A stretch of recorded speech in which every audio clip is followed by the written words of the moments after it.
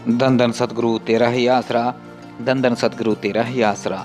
आप सारी साध संगत जी को आज का पूज्य गुरु जी का अनमोल वचन सुनाते हैं जी। पूज्य गुरु संत डॉक्टर गुरमीत राम रहीम सिंह जी फरमाते हैं कि एक बार सच्चे सतगुरु का एक शिष्य रेगिस्तान में एक कुटिया में अकेला रहता था।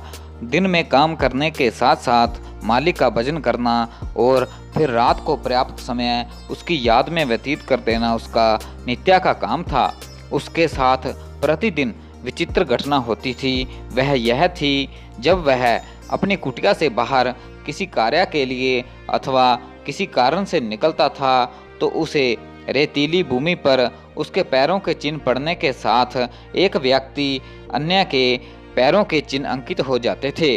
अर्थात ऐसा प्रतीत होता था कि इस स्थान से दो व्यक्ति चलकर गए हों, जबकि वहां से वह अकेला ही जाता था।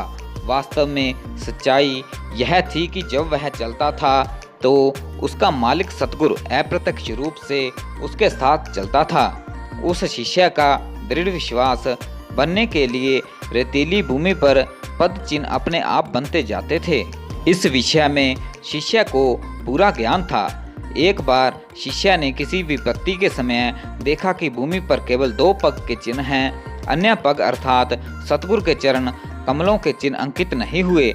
इस प्रकार कई बार शिष्य ने देखा कि जब मेरे ऊपर कोई विपत्ति आती है तो केवल दो पगों के चिन्ह अंकित हो जाते हैं, जब विपत्ति टल जाती है तो फिर दो व्यक्तियों के चरणों के चिन्ह अंकित हो जाते हैं।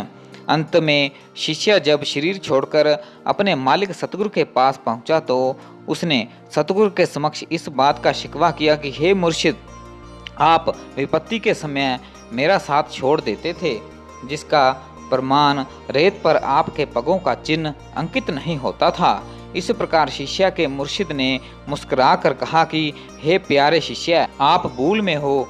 जो पद चिन्ह विपत्ति के समय अदृश्य हो जाते थे वह तेरे नहीं मेरे पद चिन्ह थे, क्योंकि विपत्ति के समय हम तुम्हें गोद में ले लेते थे, जिस कारण आप पर आई हुई विपत्ति टल जाती थी। इतना सुनते ही शिष्य की आत्मा पश्चाताप के कारण वैराग्यमयी हो गई और मुर्शिद के चरणों से लिपट कर पश्चाताप करने लगी। वास्तव में शिष्य अपने सतगुरु को प्रभु भी मानता है और अपने संचित कर्मों द्वारा आए हुए कष्टों का उत्तरदायित्व प्रभु पर डालता है, जो एक सच्चे शिष्य को शोभा नहीं देता।